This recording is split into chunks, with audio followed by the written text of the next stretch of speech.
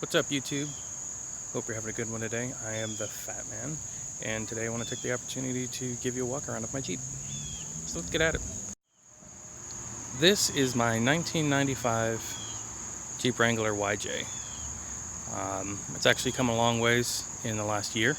I purchased it roughly a year ago, completely bone stock. It was this color when I purchased it. Did not have the headlight bezels. Most of you probably already noticed it. But when I bought it, I purchased it for $800, and I had the intent on doing this build for roughly $3,500. To date, I am literally at $3,600 only because I had to purchase an alternator. The first thing I had to do to this was replace the frame. So I purchased a parts Jeep for about $500. Combined the two, I had to do a frame off.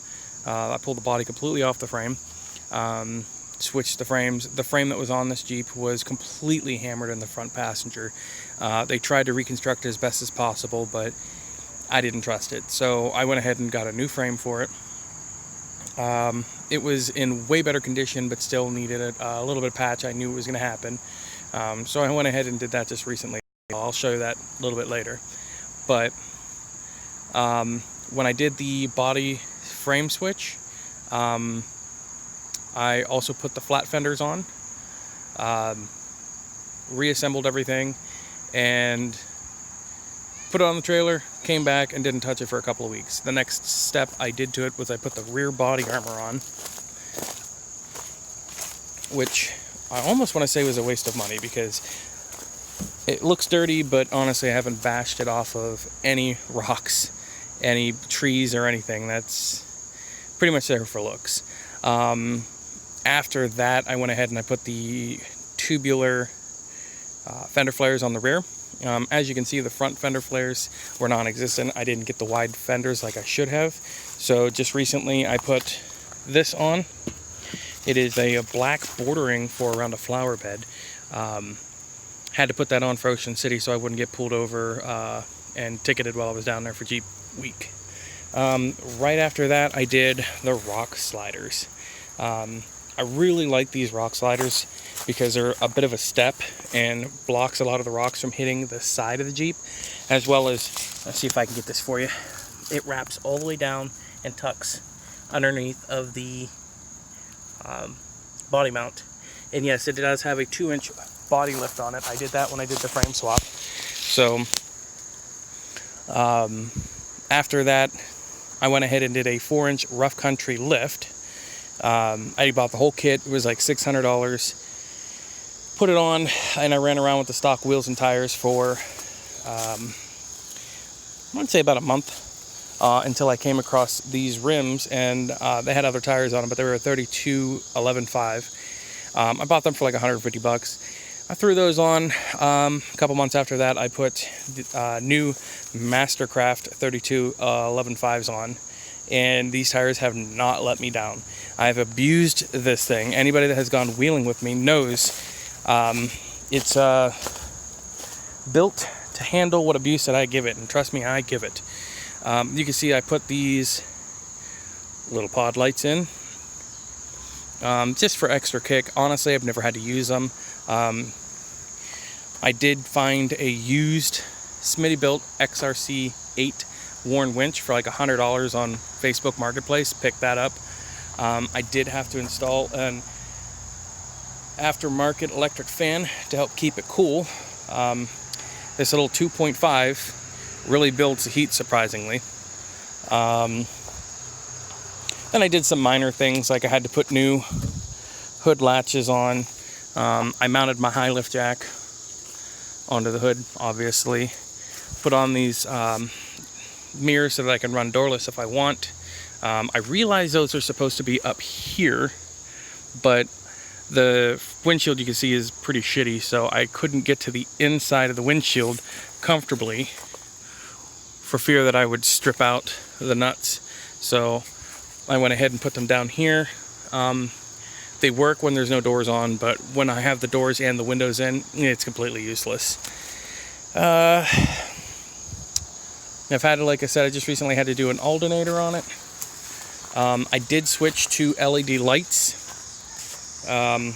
Yes, I do know there's multiple holes here. It's really hard to actually drill straight in with this brush bar here, or the push bar. I like the push bar. It works very well, so I didn't want to get rid of it. But I did do LEDs in the front and in the rear. When I did that, I had to put in a couple of resistors. It's a little copper thing right down there. Had to put a couple of those in just so that my flashers would work appropriately. The Jeep has approximately 142,000 miles on it. The interior is pretty much all still there. I put in some auxiliary switches, plus a USB charging point with a quick charge, and then a 12 volt. I put my CB down below. The radio came with it. I know it's missing a knob, but I kind of just deal with it. Couple grab handles because they got a little tall there for a little bit. And then I traded a gentleman from Florida my seat belts for these factory harnesses. At least I think they're factory, out of a CJ, I believe. I also know that they're not supposed to be mounted to the top. They're supposed to be mounted to the backside, but as you can see, I don't have a crossbar yet. Mounted the fire extinguisher. It's pretty secure, surprisingly. Just utilized the tailgate guard, or the tailgate stop, as my CB antenna holder. Those are my LED lights, which are surprisingly bright. The Jeep came with a hidden hitch on it, and I've just kind of kept it. It works great. I don't think I've ever had it been pulled out from the rear yet, but we'll see how well that works. I also did get myself a jerry can, which is permanently mounted back here. I do have all of my air pump recovery gear, jumper cables, air down. I have a shovel, everything I need to do my wheeling. My windows just sit right back there and off to the sides. They don't go anywhere. They literally just stay there. The wind doesn't try to pick them up or anything. And I have my back window rolled up. It's usually how I've been rolling around all summer. Starting next week, I will be removing the back seat permanently and relocating a jerry can off to the way. I will be putting a fuel cell in this in preparations for the upcoming upgrades that I will be doing to the suspension. That gas tank, as you can see, obviously, anybody know the YJ, that is the gas tank. It just keeps bashing off of rocks as I'm coming down, and I just don't trust it. Not to mention, when you're doing 4-link suspensions, you got to remove the gas tank because the differential comes back 6 inches and you'll be bouncing off your gas tank. I do see all of the rust. If anybody comments on that, I am aware of it. I do have a secondary piece for it. I will try to weld that in this winter as well. Not too concerned about it. It is what it is. Oh, got to cover the license plate like everybody does. Essentially, that is my Jeep. Oh, like I said, I did patch the frame. I did have to go in. You could see right here, that is a brand new patch. And yes, I do know I need to put more bolts in, one on each side.